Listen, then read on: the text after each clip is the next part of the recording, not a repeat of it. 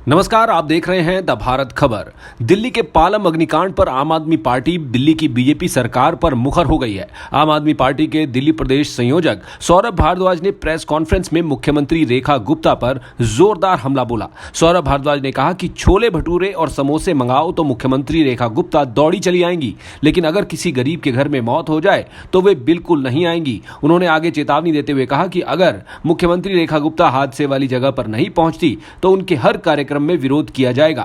जो एमसीडी के building bylaws के अंदर 17.5 मीटर हाइट तक जो बिल्डिंग की हाइट मान्य की जाती है, वो इसलिए की जाती है क्योंकि 17.5 मीटर तक की हाइट की सीढ़ी दिल्ली फायर सर्विस के पास उपलब्ध होती है और 17.5 मीटर है चौथी मंजिल, ये तीसरी मंजिल पे है। आगे फायर ब्रिगेड के पास तीसरी मंजिल तक पहुंचने की भी सीढ़ी नहीं है। आप ये देखिए, हाइड्रोलिक लिफ्ट नहीं खोली, कोई बात नहीं, मगर जो मैनुअल सीढ़ी के ऊपर भी जो वो फायर ब्रिगेड का आदमी खड़ा हुआ है, उसकी सीढ़ी भी तीसरी मंजिल को टच नहीं कर रही है। हम तो ये कह ही नहीं रहे कि तीसरी मंजिल के ऊपर तक पहुंच जाओ, तीसरी मंजिल की बालकनी भी नहीं टच कर रही उसकी सीढ़ी। तो उनके पास तीसरी मंजिल तक पहुंचने की सीढ़ियां तक नहीं है। आप बात कर रहे हैं बड़ी बड़ी, आप कह रहे हैं कि हम 20 करोड़ का क्रूज चलाएंगे यमुना में, आप कह रहे हैं हम वीआईपी नाव खरीदेंगे, एयर कंडीशन वीवीआईपी लोग जो है यमुना का निरीक्षण करेंगे।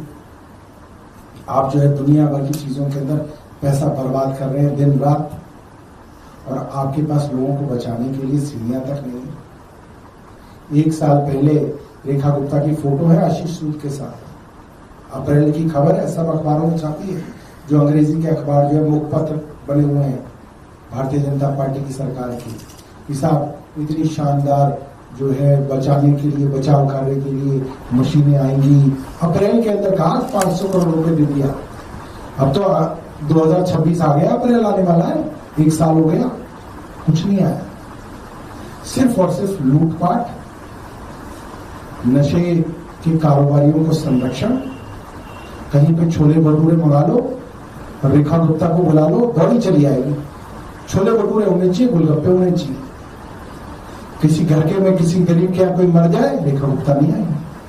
और आज अगर रेखा गुप्ता यहाँ नहीं पहुंची तो रेखा गुप्ता का हर राजनीतिक कार्यक्रम के अंदर हम लोग विरोध किया करेंगे। ये वीआईपी सरकार नहीं चलने देगी। रेखा गुप्ता को अगर लगता है कि कन्वीनियंस की राजनीति की जाएगी, वो नहीं चलेगा। रेखा गुप्ता को आना पड़ेगा, क्योंकि आप ग्राउंड पे आओगे नहीं तो आपको कौन बताएगा। मैं तो ग्राउंड पे गया हूं, मुझे लोगों ने बताया कि आपकी फायर ब्रिगेड जो है पूरी तरीके से निरस्त रही।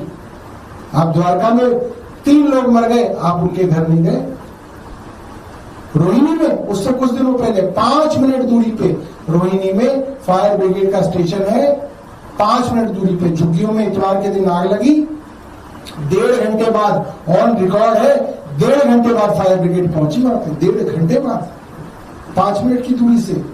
और जब तक पहुंची सारी झुग्गियां जल के खाक हो चुकी थी। एक 4 साल का बच्चा कूलर में छिपा हुआ था, क्योंकि माँ बाप काम पे गए हुए थे, उसको लगा आग लग गई, कहाँ छुपू, कूलर में छिप गया और ऐसे कूलर में बैठे बैठे ही उसकी राख हो गई। ऐसी ही बनी हुई, उसकी बॉडी ऐसी ही मिली हड्डियों के साथ। और एक 2 साल की बच्ची, माँ जो है कपड़े में लपेट के काम पे चली गई थी, वो कपड़े में लिपटी हुई मर गई, जल के खत्म हो। कोई रेखा गुप्ता नहीं गई। रेखा गुप्ता क्या, रेखा गुप्ता रोहिणी में उसी वक्त जिस वक्त ये काम हुआ, उस वक्त मन की बात सुन रही थी, उसी बवाना विधानसभा में जिसमें ये हादसा हुआ, मगर रेखा गुप्ता गई नहीं वहां पे। सरकार चल रही है 1 साल से, जो बस कसीदे पड़े जा रहे हैं मीडिया के अंदर, साहब ये हो गया, साहब वो हो गया, साहब ऐसा हो गया, साहब ऐसा। बहुत बहुत धन्यवाद आपसे। आपको बता दें कि दिल्ली के पालम इलाके में बुधवार सुबह भीषण आग लग गई थी। आरोप लगाया जा रहा है कि अग्निशमन विभाग के पास 17.5 मीटर ऊंची सीढ़ियां तक नहीं थीं और तीसरी मंजिल पर भी सीढ़ी नहीं पहुंच पाई। लोग मदद के लिए इंतजार करते रहे और मौत के घाट उतर गए।